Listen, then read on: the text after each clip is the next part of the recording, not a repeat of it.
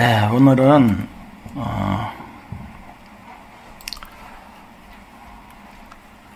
500원짜리 동전 사진 한번 보면서 시작하면 좋을 것 같습니다.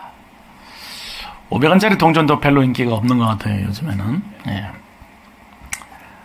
어떻게 생각되십니까? 500원짜리 동전이 어디가 조금 이상한 점이 보이지 않으십니까, 혹시?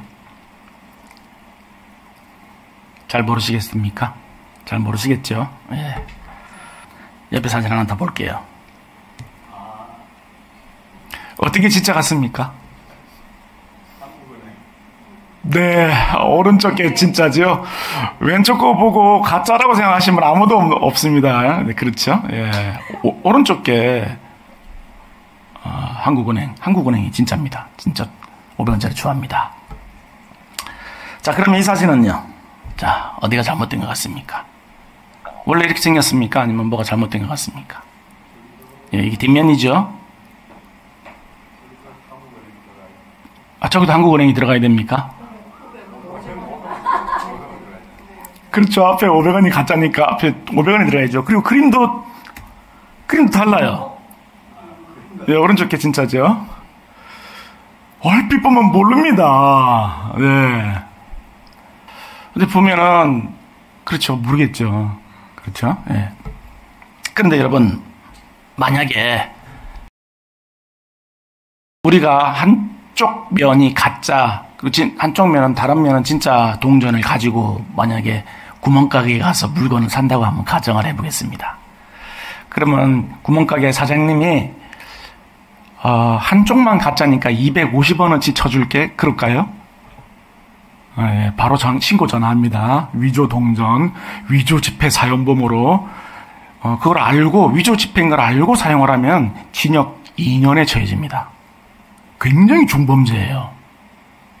그러니까 반드시 둘 다 진짜여야 되죠. 한쪽만 진짜여가지고는 절대로 안 됩니다. 큰일 나는 거죠. 죄를 짓게 되는 거죠. 이렇게 동전에는 앞면과 뒷면 두 개의 면이 있지만 결국 한 몸체를 이루고 있어서 어느 한 면만으로는 온전한 가치를 이제 지닐 수가 없는데요. 한 면이 훼손이 되면 동전 전체의 가치가 사라지는 것처럼 오늘 우리의 신앙에도 한쪽이 훼손되면 전체가 거짓이 되는 그런 두 가지 계명이 있습니다. 바로 하나님 사랑과 이웃 사랑인데요. 그러니까 이쪽 면은 하나님의 사랑, 반대쪽 면은 이웃 사랑이에요. 오늘 본문에서 예수님은 이 두 계명을 성경 전체의 주제다 이렇게 이제 말씀을 하시면서 동전의 양면처럼 결코 둘은 떼어놓을 수 없는 것으로 이렇게 지금 가르치고 계신데요. 오늘은 이 두 계명이 의미하는 바가 무엇인지를 살펴보고 우리의 신앙과 우리의 삶에 한번 적용을 해보고자 합니다.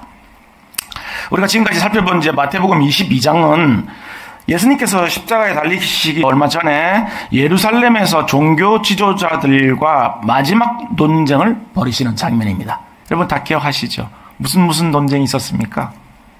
가이사에게 세금 바치는 논쟁, 그리고 부활 논쟁, 그렇죠? 오늘은 이제 계명 논쟁입니다. 계속 지금 트집을 잡으려고 올무를 놓고 있는 거예요, 계속. 그런데 이제 예수님은 그 모든 질문에 지혜롭게 답을 하심으로써 그들의 계략을 무색하게 만드심과 동시에 성경 진리를 드러내 보이고 계시는데요. 자, 이것을 지켜본 바리새인들이 처음에는 바리새인들, 그리고 그 다음에는 사두개인이죠. 그 다음에 딱 바리새인들이 교대로 다시 나왔어요. 오늘 나와가지고 물어봅니다. 예수님, 그러면 율법 중에 어떤 계명이 가장 큽니까? 그러니까 예를 들어서 예수님이 어떤 계명을 하나 말씀을 하시면 다른 계명은 그러면 무시하시는 거네? 이제 이럴 작정으로 이런 올무를 가지고 이제 예수님에게 나온 건데요. 예를 들어서 이제 안식일 계명이 중요하다. 그렇게 말씀하시면 그러면 제사제도는 무시하는 겁니까? 그러면 잘못된 거지. 그리고 이제 올무를 놓으려고 그렇게 생각하고 있었던 거예요. 그런데 이제 그들이 어떤 계명이 가장 크냐는 질문을 한 데는 나름대로의 이유가 있었습니다. 그러니까 어떤 계명이 가장 크냐. 자, 그 이유가 뭐냐면, 이제 이스라엘이 바벨론 포로를 가서, 약 70여 년간 포로 생활을 했지 않습니까? 이제 돌아온 후에 이제 고민을 한 겁니다. 도대체 우리나라가 왜 멸망을 했을까? 왜 이방 나라에게, 우리는 하나님의 자녀인데, 하나님의 나라의 백성들인데, 어떻게 이방 나라에게, 하나님도 모르는 이방 나라에게 멸망을 당해서 이런 치욕스럽고 모욕스러운 이런 일들을 당했을까? 고민을 하게 된 거죠. 안 하면 이상한 거죠. 거기 와서 당연히 고민하지 않겠습니까? 근데 이들이 뭐라고 결론을 내렸냐면은, 우리가 망한 거는 하나님의 계명, 율법을 지키지 않아서 이렇게 하나님께 매를 맞은 거다. 이러고 이제 이렇게 결론을 내립니다. 이제 그러면 이제 생각이 어떻게 되겠습니까? 그럼 앞으로는 우리는 어떻게 될까? 계명을 잘 지켜야지 되겠다. 이제 결론을 내린 거죠. 근데 여기까지는 이제 좋아요. 그런데 안 되겠다. 이 정도 계명 지켜가지고는 안 되겠다. 또 하나님의 진노를 받을 수 있으니까 이 정도 계명 지켜가지고는 안 되겠고, 아주 자세하게 세분을 해가지고 그냥 더 잘 지켜보자. 그래가지고 613개 조항까지 만들어내죠. 율법 조항을. 그래서 이제 그것을 지도자들뿐만 아니라 백성들에게도 막 강요를 합니다. 지켜라. 안 지키면 우리 또 멸망한다. 또 얻어맞고 끌려간다. 다 죽는다. 꼭 지켜라. 백성들에게 막 강요를 해요. 심지어 이제 백성들이 율법을 더 잘 지키게 하기 위해서 계명마다 이제 중요도를 이제 표시를 해가지고, 안식일 계명이 제일 중요하다. 안식일 계명 첫 번째 놓는 겁니다, 이 사람들은. 그리고 이제 그 다음 계명은 중요도를 표시한 다음에 제일 큰 계명을 잘 지키는 사람들에게는 가산점을 또 주기도 하고, 이렇게 이제 했던 거죠. 그런데 이제 어떻게 된 겁니까? 율법을 지키기만 하면 그 마음의 중심이 어땠든지 관계없이 형식적으로 어떻게든지 지키기만 하면, 그러면 하나님 진노를 면하고 복을 받을 수 있다라고 생각을 한 거예요, 지금. 그러니까 율법의 정신은 완전히 관가한 거죠. 예. 바로 이런 맥락에서 이들이 예수님에게 가장 큰 계명이 뭐냐고 물어본 겁니다. 예. 예수님이 어떤 대답을 해도 지금 다른 율법은 무시하는 겁니까? 이렇게 해서 이제 트집을 잡을 요량이었던 건데요. 그때 이제 예수님은 놀라운 대답을 이제 해주십니다. 어느 한 계명도 소홀히함이 없이 모든 율법을 꿰뚫는, 그 율법의 그 심장을 꿰뚫는 그 근본 정신이 무엇인지를 이제 말씀해 주신 거예요. 그게 바로 이제 오늘 본문 말씀인데요. 마음과 목숨과 뜻을 다하여 주 너의 하나님을 사랑하고 내 이웃을 내 몸과 같이 사랑하라. 아주 그렇게 이제 대답을 해 주신 겁니다. 이게 이제 율법의 근본 정신이라는 거죠. 그러면서 이 두 계명은 온 율법과 선지자의 강령이다. 이렇게 이제 말씀을 하셨는데요. 그러니까 이게 뭡니까? 율법과 선지자가 그동안 와서 가르친 게 바로 이거다, 지금.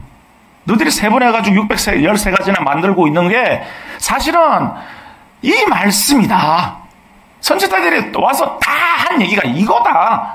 지금 이 얘기를 하신 거예요. 여기서 이제 강령이라는 말은 이 요점, 핵심, 선지자의 요점, 핵심, 토대 이런 의미가 되는데요. 원어로 보면 이게 매달리다라는 의미가 있습니다. 매달리다. 그러니까, 율법과 선지자들의 모든 가르침 전체가 이 두 계명에 매달려 있다. 이런 의미가 되겠죠. 우리 행거 보면은 기둥 이렇게 두 개 해가지고 가운데 봉 달아서 옷 걸지 않습니까? 그러니까 양쪽 기둥이 하나님 사랑, 이웃 사랑이라는 겁니다. 여기에 다 매달려 있다는 거예요. 가르침이. 모든 가르침이.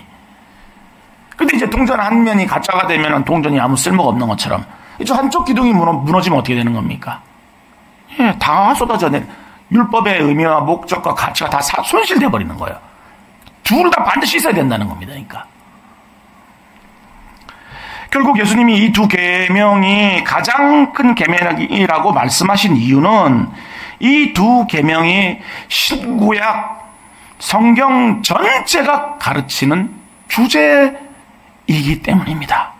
그러니까 이 성경은 바로 이 말씀, 이 계명을 가르치기 위해서 쓰여진 책이라는 거예요. 근데 우리는 어떻게 생각합니까? 하나님 사랑하고 이웃을 사랑하는 거는 옵션처럼 생각하잖아요. 옵션. 아, 그게 되면 좋고 안 되면 말할 수 없죠. 아닙니다. 그게 목적이라는 거예요. 목적.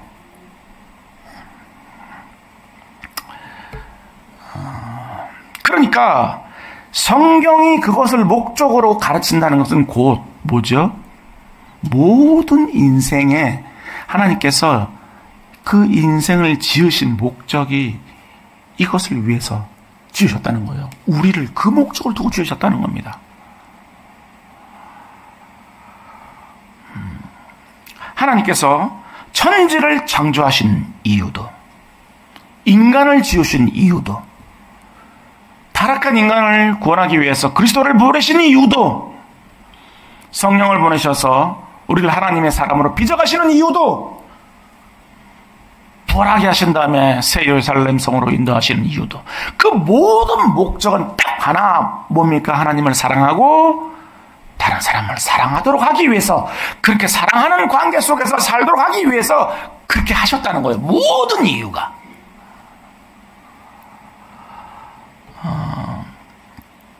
그러니까 뭐죠? 이 세상이 만약에 그렇다고 한번 상상해 보십시오, 여러분. 정말 나처럼 이웃을 사랑한다고 생각해 보십시오. 그러니까 천국이 아니겠습니까? 거기가. 그런데 반대로, 그러니까 여기가 천국이 아닌 이유가 뭡니까, 그러면? 사랑이 없기 때문에 그런 거예요. 사랑이 없기 때문에. 이 세상이 이렇게 고통스러운 이유는, 이렇게 힘들어진 이유는, 사는 게 힘들어진 이유는, 정말 물질적으로는 점점 더 풍요해질지 모르지만, 정신적으로는 너무나도 큰 고통 가운데 있잖아요. 모든 사람들이 보면. 그 모든 이유가 사랑이었기 때문이라는 거죠. 성경에 여러분 어느 구절에 혹시 꼭 성공하라 그런 계명 보셨습니까? 높아져야 된다 그런 계명 어디 보셨습니까? 혹시 돈 많이 벌어라, 돈 많이 벌어가지고 헌금 많이 해야 돼 이런 계명 보셨습니까? 혹시? 없죠. 그건 하나님의 관심사가 아니에요. 그거는 우리의 관심사지. 하나님은 오직 사랑하라는 거예요. 사랑하라. 유대인들은 이제 이런 율법의 정신을 모르고 율법의 형식만 딱 잘 지키면 하나님의 진노를 피하고 모든 복을 받아 누릴 수 있다라고 이제 잘못 생각한 겁니다. 근데 유대인만 그럴까요? 우리도 그렇다는 거예요. 이 시대를 살아가는 이 시대 성도들도 신자들도 그렇게 생각한다는 겁니다. 예배만 꼬박꼬박 안 빠지고 잘 드리고 기도 잘하고 다른 사람 안 하는 새벽기도 1000번째 새벽기도 드리고 그리고 뭐 헌금 잘하고 봉사 잘하면 그런 거 잘하면 하나님께서 복은 안 주시더라도 해코지는 안 하실 거야. 너무 무서우니까 혼날까 싶어서. 예수를 믿고 정말 행복하지는 못할 망정 와서 막 덜덜덜덜 예수 믿고 더 무서워지는 거예요. 막 이게 신앙이. 이거 안 했는데 혼나는 거 아니야? 복 받을 거 못 받는 거 아니야? 이거 못 했는데? 그냥 자신을 막 옥죄는 거예요, 막. 그러다 보니까 어떻게 됩니까? 예배도 정말 안 빠지고, 기도 열심히 하고, 말씀 열심히 보고, 봉사도 열심히 하는데, 사랑은 눈꼽만큼도 없는 사람이 이제, 그런 성도가 막 나오게 되는 겁니다. 그래서 마음은 막 강팍하고 차갑기 그지없는 자신밖에 모르는, 그래서 겉과 속이 다른, 그런 괴물 같은 신자들만 막 만들어내는 거예요. 그게 지금 유대인들이고 우리 모습인 거죠, 그게. 다른 사람들이 볼 때는, 신앙이 없는 자연인들이 볼 때는, 정말, 와, 저렇게 산다. 와, 주일날 다들 산으로 놀러 가고 여행 가는데, 그 귀한 시간 빼가지고, 교회 가서 예배 드리고, 거 가서 뭐 힘들게 번 돈 헌금하고. 그런데, 사는 거는 자기들보다 훨씬 더 독해. 평일날 나와서 사는 거 보면. 그러면서 자기 자신만 복받아 누리면, 그래서 막 잘 되고 잘 먹고 잘 살기만 하면 그만이지. 아니, 다른 사람들은 뭐 어떻게 되든지 말든지 뭐, 조금도 감심이 없는 그런 신앙생활을 이제 한다는 겁니다. 어렵고 힘든 이웃들 긍휼히 여겨서 자신의 소유로 섬기는 모습은 뭐, 상상도 할 수 없는 거죠. 그렇게 껍데기 뿐인 신앙생활에 열심을 내지만 자신의 욕심이 채워지지 않고 만족되지 않으면 어떻게 됩니까? 그래서 처음에 신앙생활에 열심을 내다가 그냥 실족해가지고 교회를 떠나시는 분들이 많이 있잖아요. 그렇게 보면 이제 참 모태신앙은 참 귀해요. 그렇죠? 늘 못한다고 해서 모태신앙이긴 하지만 근데 교회는 안 떠나잖아. 죽든지 살든지 뭐 죽이 되든 밤이 되든 안 떠나 교회를 떠날 수가 없어. 그래서 이제 모태신앙이 참 귀한 것 같긴 한데요. 그런데 이런 모든 일련의 신앙생활이 하나님께서 우리를 부르신 목적과 그 이유를 모르기 때문에 그렇게 하는 겁니다. 근데 정작 더 큰 문제는 뭐냐면 그렇게 하나님께서 이웃을 사랑하고 하나님을 사랑하라는 그것을 목적으로 우리를 지으셨는데 그걸 안다고 해도 그걸 지식으로 가지고 있다 해도 그게 안 되는 거예요. 마음이 안 가, 마음이. 뭐 교회를 다니고 예배 드리는 사람이 하나님과 이웃을 사랑해야 된다는 사실 모르는 사람이 있습니까? 하나님 안 믿어도 그건 다 알잖아요. 교회에서 늘 그 얘기를 하니까. 모르는 사람 아무도 없죠. 그러니까 안 하는 게 아니라 못 하는 거예요. 그리고 능력이 없는 거예요, 우리에게는. 예. 심지어 뭐 우리 모두가 막 그 기도회 때도 늘 기도하지만 나라와 민족과 조국 교회와 온 세계를 위해서 우리 늘 기도하잖아요. 안 하신 분 계십니까? 다 기도하는데 그런데도 불구하고 정작 나 자신은 누구보다도 이기적이고 나밖에 모르는 삶을 살아간다는 겁니다, 우리가. 왜 그런 것일까요? 왜? 하나님을 모르는 사람들은 말할 것도 없고 심지어 은혜를 받아서 그리스도인이 되었다는 하나님의 자녀들도 하나님과 이웃을 사랑하는 것이 왜 그렇게 이제 어렵나는 것입니다. 왜? 그 사실을 알기 위해서는 먼저 우리가 그렇게 하나님과 다른 사람을 우리 자신처럼 여기서 사랑했던 적이 있는지, 인류 역사 가운데 그런 적이 있었는지부터 먼저 한번 살펴봐야 되는데요. 그게 불가능하면 그냥 말도 되지도 않는 걸 하나님이 시키신 것밖에 안 되지 않습니까? 역사 속에 그런 경우가 있었을까요? 정말 하나님을 사랑하고 이웃을 내 자신처럼 사랑하는 그런 때가 있었습니까? 여러분 아십니까? 혹시 그런 때가 있었는지? 없었나요? 전설 따라 삼천리에만 나오는 얘기입니까?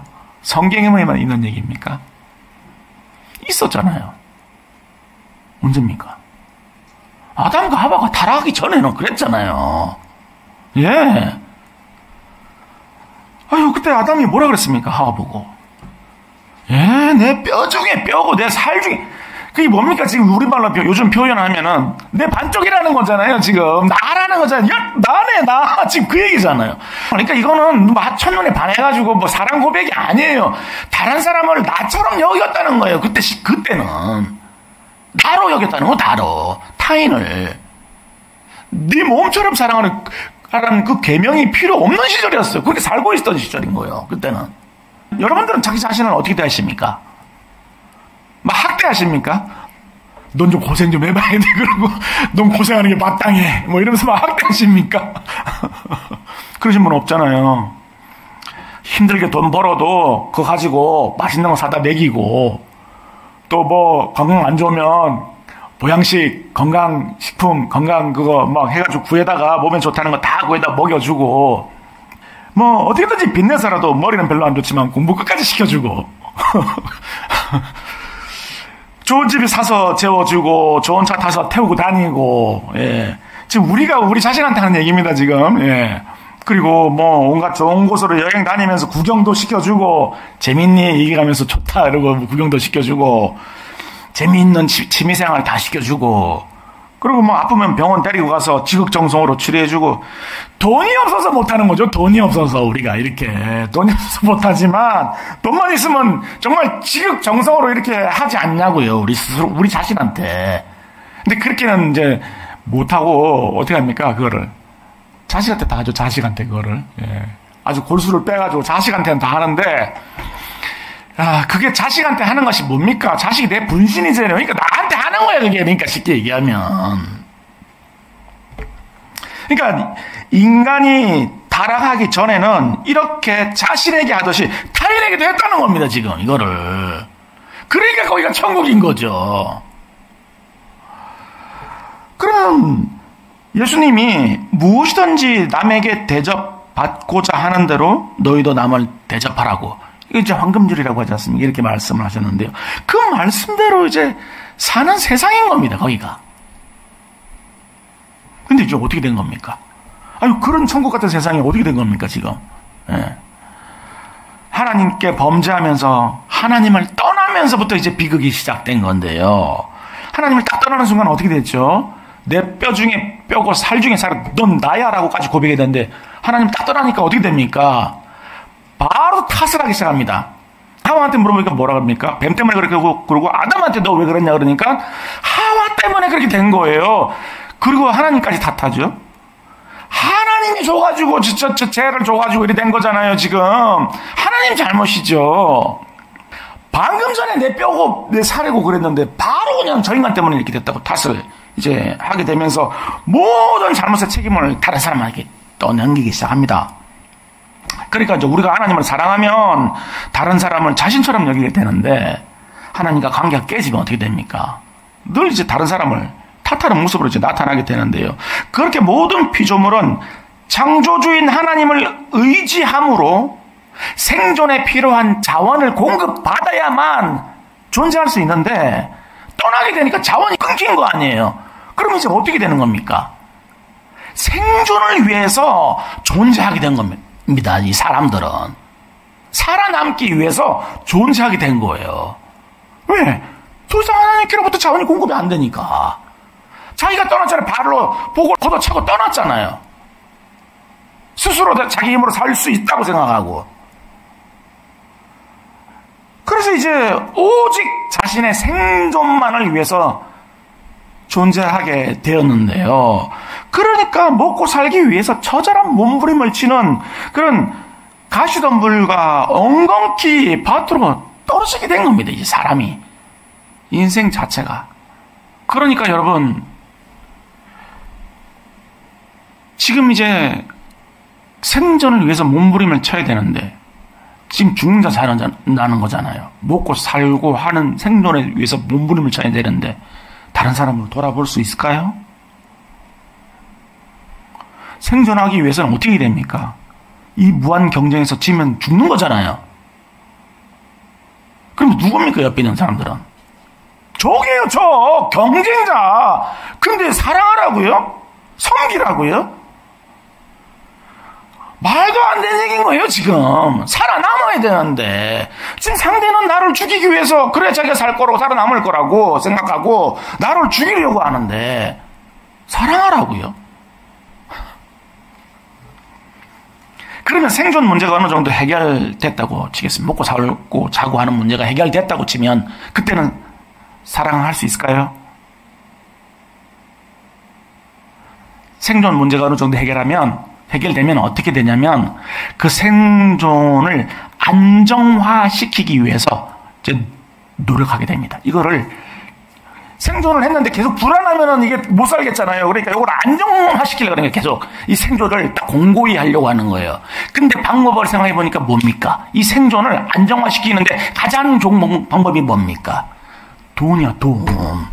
돈이 많으면 뭐니 해도 돈이 많으면 내가 생존하는데 가장 유리하겠구나 판단을 한 거예요, 사람들이. 그래서 악착같이 돈을 모으는 거예요.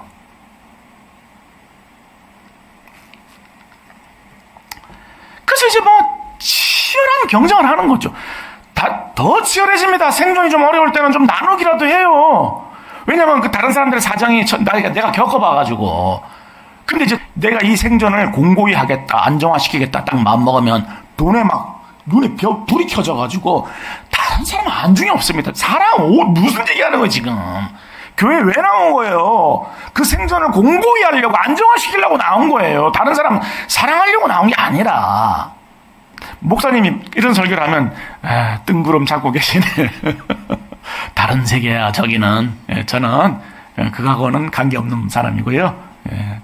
제가 열심히 할 테니까 주실 거 좀 빨리 주세요.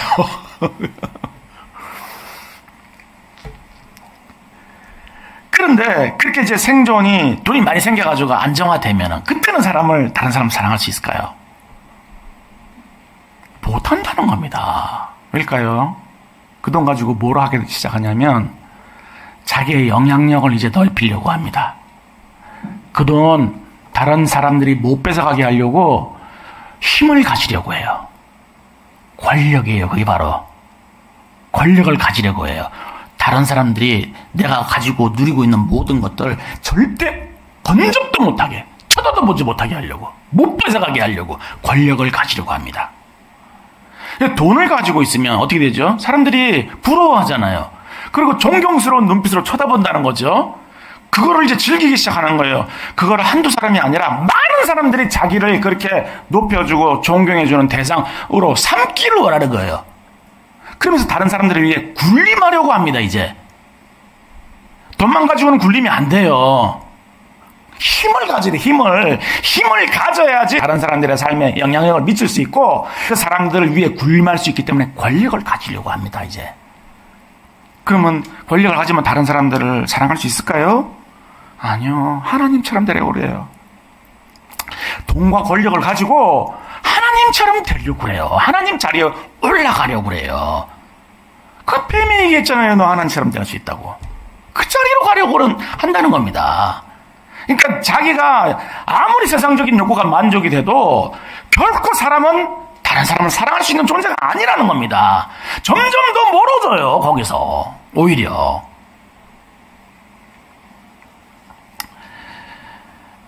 그래서 이제 철학자 니체는 이러한 인간의 욕망을 권력의 의지라고 이제 표현을 하기도 했는데요. 인간은 이렇게 단순한 생존을 넘어서 다른 사람들을 지배하려는 본성적 욕망을 가지고 있다. 이제 이렇게 표현을 했습니다. 귀엽고 하나님이 되겠다는 거죠. 귀엽고. 그렇기 때문에 이런 본성을 우리가 가지고 있기 때문에 다른 사람들을 사랑한다는 것은 상상조차 할 수 없는 일인 겁니다. 쉽게 얘기하면. 그냥 불가능에 도전하고 있는 거예요. 도전 자체도 안 해요, 아예. 다른 세상 얘기인 거지. 그런데 이 일을 어떡합니까? 하나님은 그 목적을 위해서 우리를 지으셨다는데. 이게 이러니까 이제 보통 일이 아닌 겁니다, 이게. 옵션이 아니에요, 이게 지금. 왜입니까? 하나님은 사랑이시고, 하나님 나라는 사랑의 나라니까 이런 사랑이 없는 사람들은 하나님 나라에 들어갈 수 없다는 거예요, 지금. 이게 그냥 아이고 뭐 안 되네 그러고 넘어갈 일이 아니라는 거예요, 지금. 그럼 소망이 없잖아요, 우리는 이제. 하나님 나라에 못 들어가잖아요. 어떻게 하나님 나라에 들어갑니까? 하나님 나라는 사랑의 나라인데. 어떻게 해야 될까요, 여러분? 사랑하는 척이라도? 하나님 속아 주실까요? 사랑하는 척이라도 할 수 있는데 어디까지 할 수 있습니까? 우리 몸을 불사르게 내어줄 수까지도 있어요. 척하는데도. 우리를 불사르게 내어줄지라도 사랑이 없으면 성경 말씀이잖아요. 불사르게 내어주는데 무엇을 위해서 내준 겁니까? 내 이익을 위해서 내준 거예요, 그게. 하나님의 사랑이 아니라. 그럼 이제 우리는 다 끝난 겁니까? 소망이 없습니까? 더 이상? 이렇게 타락한 인간의 본성으로는 다른 사람을 사랑하는 것은 죽은 사람이 살아나는 일보다 더 큰 기적인 겁니다. 그러면 우리는 이런 생각이 드는 거예요. 그러면 지킬 수도 없는 계명을 도대체 왜 말씀하셨냐는 거예요, 하나님은. 좀 흉내라도 낼 수 있는 거를 말씀하셔야지. 생각도 안 드는데 어떻게 다른 사람을 사랑하고 다른 사람을 내 몸처럼 사랑하고 다른 사람을 내 생명처럼 사랑하고 어떻게 그렇게 그런 걸 계명으로 주셔가지고 사람이 이렇게 괴롭게 만드냐는 거죠. 안 괴로우시면 아직 신앙에 입문도 안 하신 거예요. 하나님 모르시는 거예요, 아예. 왜 이렇게 괴롭히시냐는 거예요, 왜? 하지도 못할 거를 하라고 하고는 못했다고 벌 주시고 왜 지옥을 보내시냐는 거. 왜 도대체. 할 수 있는 걸 하라고 그러고 말씀을 하셔야지. 아담과 하와는 할 수 있었어요. 안 먹으면 됐잖아요. 근데 우리는 할 수 없어요. 왜요? 생각조차 안 들어. 다 원수인데 다. 저 안 죽이면 내가 죽는데. 바로 여기서 아무 소망 없는 우리에게 인류 역사상 가장 위대한 대반전이 일어나는데요. 하나님의 아들이신 예수 그리스도가 이 땅에 오신 겁니다.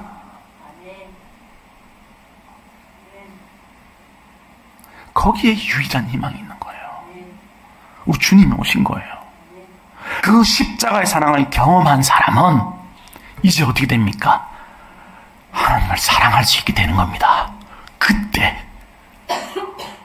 천지가 개벽을 한 거예요. 그게 그 십자가에서 아들을 내어주신 사랑을 경험을 한 사람은 기어코 그 하나님의 위대한 사랑을 깨닫게 됩니다. 그러면 하나님을 사랑하게 되는 거죠. 그렇게 그 놀라운 사랑을 경험한 사랑은 하나님을 진정으로 사랑할 수 있게 되고, 그렇게 하나님을 진정으로 사랑할 수 있게 된 사람은 비로소 다른 사람들, 다른 영혼들을 향한 사랑의 마음이 생기게 되는 거예요. 놀랍게도 그 마음이 자라면 이제 원수까지 사랑하게 되는 거죠. 정말 이게 가능할까요? 원수를 사랑하는 것이?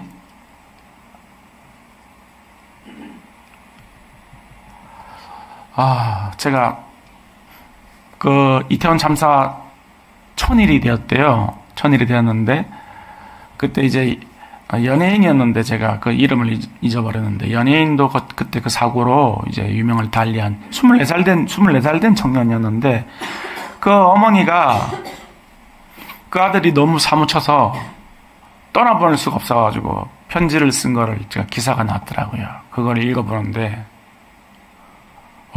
그냥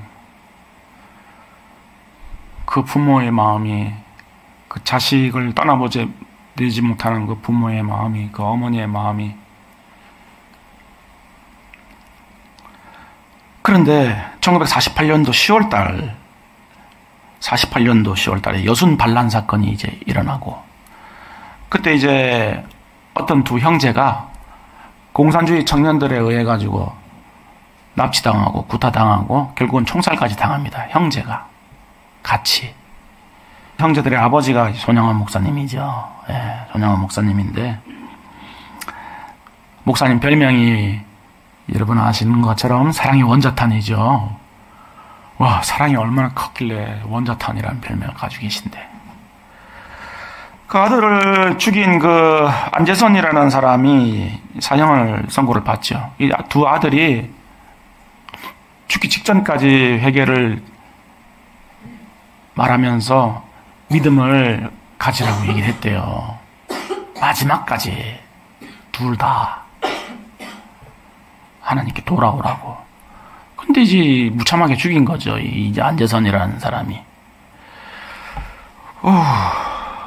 그럼 그 부모 마음이 어떻겠습니까? 그 목사고 뭐고를 다 떠나가지고 지금 한 아들이 사고로 지금 잃어도 어머니가 눈이 지물러가지고 그 아들을 떠나보내질 못해서 그 아들을 향한 그 구구절절 다른 사람도 읽을 수가 없을 정도인데, 그냥 한날 한시에 두 아들을 갖다가 그렇게, 그것도 무슨 사고도 아니고 그런 악한 인간이 동시에 그렇게 죽인 거 아니에요. 근데 그렇게 아들의 생명을 잃으면은 그 정신이 있겠습니까, 부모가? 그런데 어떻게 한 겁니까? 사형 선고를 받으니까 구명 활동을 합니다, 목사님이. 그러니까 사람들은 대단하다. 목사라서 저렇게 할 수 있나 보다. 근데 그게 안 된다고 하니까, 구명 활동을 그걸로 해서 사형 면할 수 없다고 하니까 양자로까지 삼습니다. 아들로 삼아요. 그 안재선이를. 그래서 이제 그 손동희 권사님이, 그 목사님 따님이었던 그 손동희 권사님이 저희 학교에 저희 수업 시간에 한번 오셔가지고 간증을 하셨는데, 그렇게 수십 년이 지났는데도 눈물을 뚝뚝 흘리면서 간증을 하시더라고요. 자기는 용서 못한다. 어떻게 그거를, 그 인간을 용서하는 것도 안 되는데 어떻게 집에 들여가지고 아들 삼아서 우리 집에서 같이 사냐고 그랬다는 거죠. 그게 솔직한 심정 아니겠어요? 어떻게 사냐고요. 지금 오빠들 둘 다 죽였는데 이 사람하고 어떻게 같이 사냐고요 지금. 그럼 엄마는 어떻게 해야 돼요? 그 아들 죽이는 그놈 밥을 해먹여야 되는 평생? 그건 고문이잖아요, 고문. 목사님이 장례 예배를 인도하고 난 다음에 그날 밤에 그 눈물을 못 참으셔가지고 그 아들이 보고 싶어가지고 그 아들들이 둘이를 보고 싶어가지고 그 꺽꺽하는 그 울음을 참으시면서 우는 그 소리가 너무 서럽게. 그런데 그 눈을 갖다가 아들 삼으신 거잖아요. 어떻게 그러실 수가 있었던 걸까요? 어떻게? 용서가 됩니까? 아들은 고사하고 용서가 됩니까? 우리 같으면 가서 바로 쫓아가서 복수를 해야 되지 않겠어요? 하나님께서 아들인 예수 그리스도를 죽인 원수, 우리를 자녀로 삼으셨잖아요. 그 사랑을 본 거예요. 그 사랑을 경험한 거죠. 목사님이. 그 사랑을 지식으로 아는 게 아니라 가슴으로 경험을 한 거죠. 여기까지 잘할 수 있다는 거예요, 지금. 우리하고는 너무 먼 얘기니까. 뭐 감동도 안 돼요. 그랬나 보다. 우리 마음이 그렇게 굳어 있어요.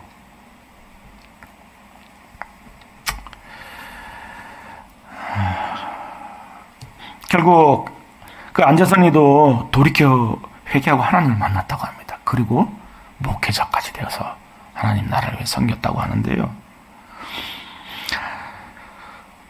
정말 인간이 어디까지 달하는 사람들을 사랑할 수 있는지를 보여주고 있는, 한계가 어딘지를 모를 그런 위대한 사랑이 아닐 수 없는 거죠.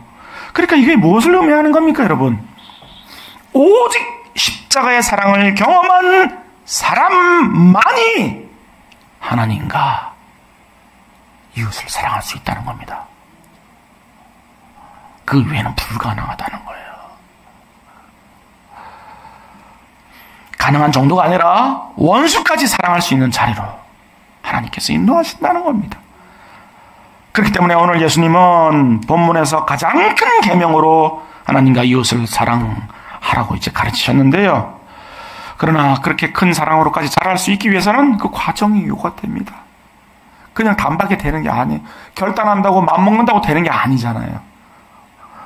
많은 시간과 연단과 훈련을 통해서 그렇게 잘하게 하시는 거예요, 하나님께서. 포기 안 하세요, 하나님은. 우리 자신을 돌아보면 정말 괴물이에요. 나밖에 몰라요. 정말 아무리 찾아봐도 소망이 없어요. 근데 하나님 포기 안 하세요. 그게 목적이니까. 그렇기 때문에 우리 신앙은 늘 갈등의 연속이죠. 그렇게 살지 못하는 것 때문에, 사랑할 수 없는 것 때문에 우리 마음은 늘 영적 전쟁터입니다.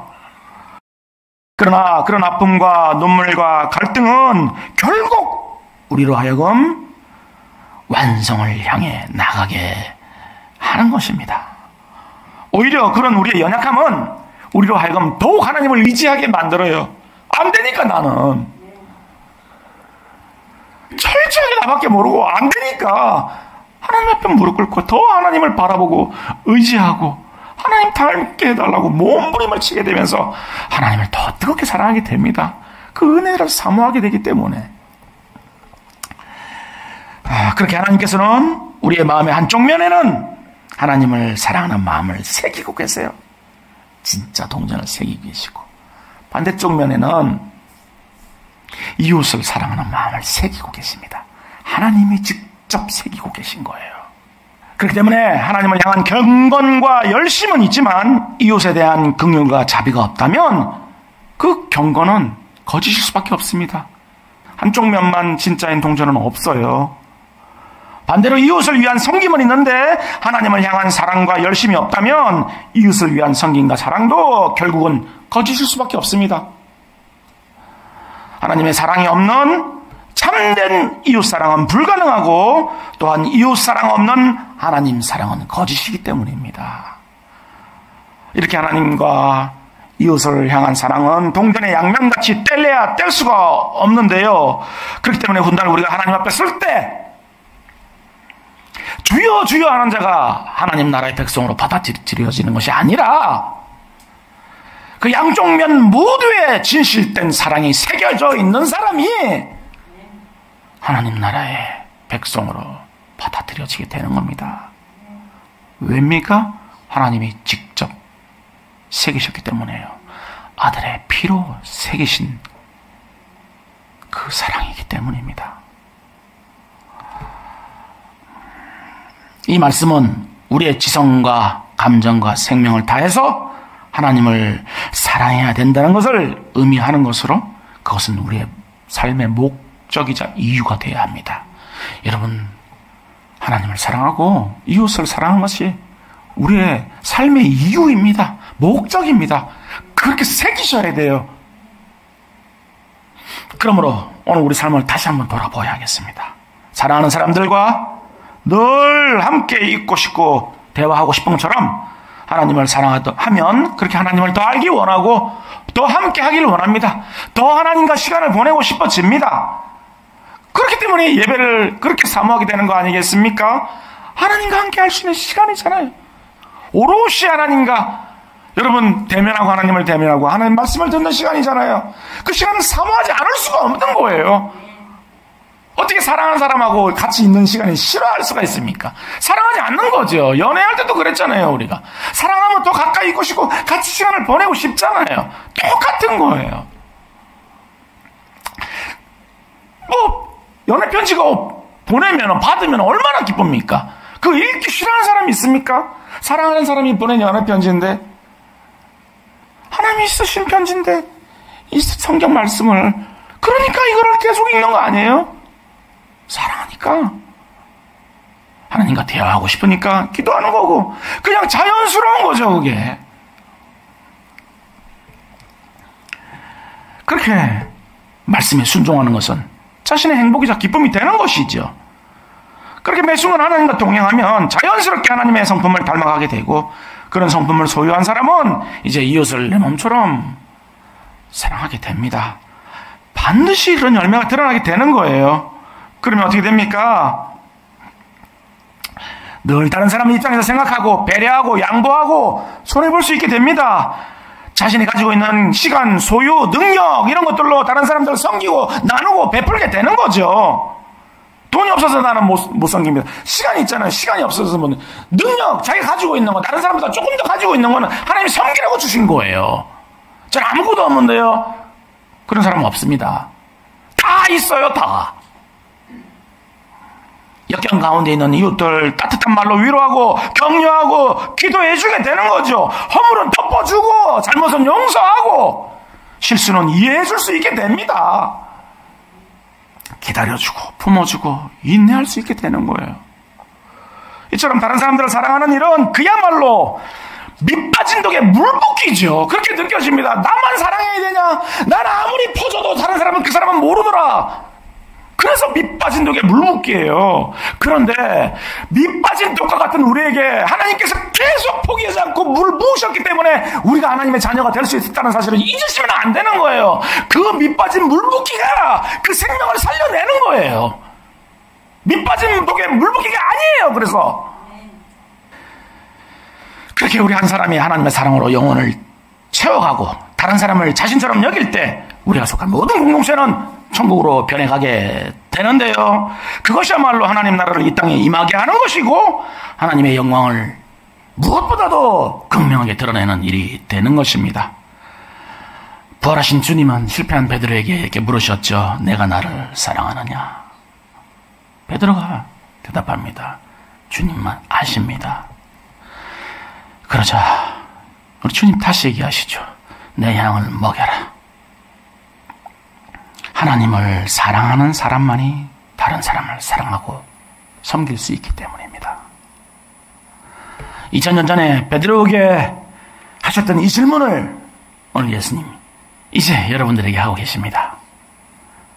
내가 나를 사랑하느냐?